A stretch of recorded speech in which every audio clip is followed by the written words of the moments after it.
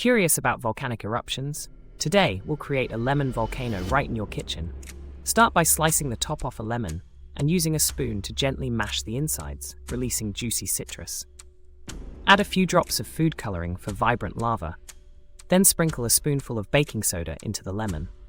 Get ready for the eruption. As the baking soda, a base, reacts with the citric acid in the lemon, carbon dioxide bubbles up, creating a fizzing lava effect.